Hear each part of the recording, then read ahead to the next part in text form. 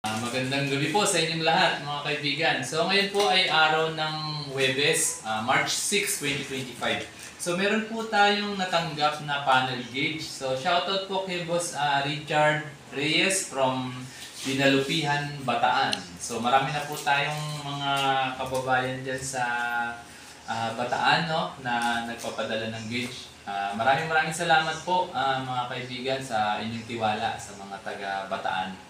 Salamat po. So ito po ay panel gauge po ng Innova. Okay. So ito po ay nagbi-blink sa una or minsan talagang pagbukas pagbukas po talagang blackout na talaga. Tapos it take an hour pag medyo malala na. Minsan nga ayaw nang bumukas talaga, no. Okay. So, i-repair po natin siya. Then, papatan na rin po natin yung ilaw. Meron pong recommendation na magandang color combination ng ating customer na napili. Okay, so bago natin i-check up po muna natin, no? Para at least bago natin buksan, makita natin kung merong basag or sira. Basta to make sure lang po na malinis po yung ating pagkakagawa at detalyado.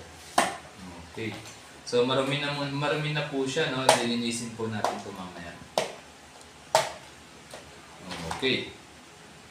So medyo wala naman pong any basag itong mga clip. Malinis po maayos po yung pagkakatanggal, wala pong crack.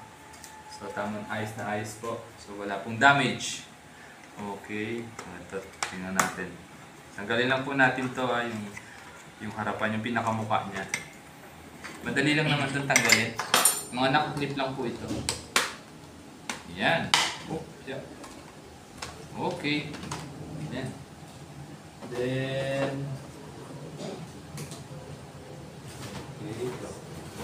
Tanggalin natin siya. Nice ko sa likod. Ito. Bago nyo tanggalin ito mga kaibigan, no, yung needle, lagyan nyo po muna ng marking doon sa pinakadulo para pag kinabit po ninyo, madali nyo pong may sentro. Ako naman po kabisado ko na po kaya kahit di ko na po lagyan siya. So okay lang po. Yan. Okay. Tanggalin nyo lang po itong plastic na cover niya. Tapos ito po ay screw lang naman to, itong dalawa nasa likod. Madali naman po siyang tanggalin. Ito lang po yung dalawang screw niya. The rest, puro clip na po siya. Yan, okay. So, inspeksyonin ulit natin. So, wala naman pong any sign na na-repair siya or any sign na nalubog sa baha. So, okay. Kasi pag kami mga ganong cases po, medyo mahirap nang gawin, no? Tanggalin niyo po itong LCD. So, medyo ingatan lang po, baka bumagsak kasi baka mabasag siya, no? Lalo na pag mataas. Pag nag-crack to, mahirap. Wala tayong mabibilhan yan. Kaya medyo maselan din siya. Okay. Tapos, yan. Tanggalin natin. Lilinisin natin yan lahat mamaya. Okay. So, ayan. Palitin natin pala talaga yung LED. Mga sunog na. So, okay. Balikan ko po kayo mga kaibigan, no? After 1 hour. Para i-repair ko po muna. Papalitan natin ng mga pyesa. Pati po yung mga LED, sasabay na po natin. Para bago makikita nyo po yung outcome ng bagong kulay niya. So, okay, balikan ko po kayo. Go. Ayan, mga kaibigan. Okay na po ito, no? Nagawa na po natin. So, ito po yung mga pinagpalitan natin na pyesa, no? Okay, so ayan. Yan, lahat po yan, no? Dami. So, isang set na po yan lahat para wala na pong balikan, wala na maging problema in future. Then ito po yung mga ating ginamit, mga brand new po yan, nakaseal pa po, branded po yan lahat. Okay. Yan. Okay muna natin dito. Kasama po natin ipapaship yun, no, sa customer natin. Pati po yung LED na palitan na po natin. Okay. Kaya maliwanag na po siya. So, yan. Subukan po natin, no, i-power up. Kanina, nung sinubukan ko to bago ko gawin, ayaw pong magsindi talaga, no. Ngayon, tingnan natin. 1, 2, 3. Yan, okay na. So, bali lahat po ng ilaw na yan ay 21. So, bilangin po natin. 1, 2, 3, 4, 5, 6, 7, 8, 9, 10, 11, 12, 13, 14, 15, 16, 17, 18, 19. Ba't 20 lang? Ulit nga. Pinalimutan yata ako. 1, 2, 3, 4, 5, 6, 7, 8, 9, 10, 11, 12, 13, 14, 15, 16, 17, 18, 19, 20, 21. Yan, sakto po, no? Okay na po yan. Tapos, ilalagay na po natin siya dito sa ating dito, sa casing po natin. Pero, bago yan, linisin nyo muna po ng brush yung loob. Kasi pinamamahayan ng alikabok yan na talagang hindi naman ho natatanggal. Kasi naka-stack na siya. Pati itong plastic cover, tanggalin nyo na rin ho yan, marumi na ho. Kasi makaka-apekto yan sa liwanag ng ilaw. So since bago yung ilaw ninyo, kala ninyo hindi pantay yung liwanag kasi nga po maalikabok yung portion na yun, yung dulo, yung malapit sa aircon yan eh. Okay. Tapos, kabit na po natin ito, no? Okay. Ayan. Ayan. Okay, tapos ito. Kabit na rin natin ito. Ayan. Nakaklip lang naman ho yung lahat, no? Kaya wala kayong alalahanin dyan.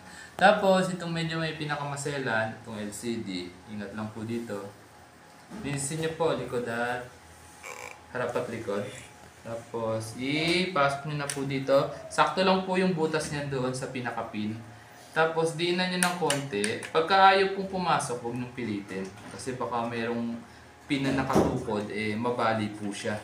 So, okay. Tapos, ito pong, kabit na po natin to. Ang napili po nga pala ng color combination ng ating customer ay kulay pink at blue. Yan. Maganda po yung combination na yun. No? Isa po yun sa mga bestseller natin. Okay. Then, lagay na po natin yung needle. Nabanggit ko po sa inyo kung matatandaan nyo kanina. So, kailangan lagyan nyo po ng marking yung pinakadulo kung saan siya nakatapat. Ngayon, kapag isinalpak nyo po ito, taas muna, tapos isentro nyo po doon kung saan po siya nakatapat, kung saan nyo po nilagyan ng marking po. Okay. Ayan. Ganun din po dito. Taas muna, tapos, yun, sa baba. Okay, sa kanya idiin. Huwag nyo masyadong kadiin kasi baka mamaya sumayad naman doon sa pinaka-plastic niya. Tapos ito, gitna. Yan. Okay. Tapos, ito, dulo. Yan. Okay, yan. Yun, may narinig ako sumasayad. Diyangat natin ng konti. Yan. Tapos, yan natin. Yan. Yan. Okay. So ngayon, after nyan, ikot nyo lang, 360. So pakiramdaman nyo kung may nasayad. Pag may nasayad, iangat nyo.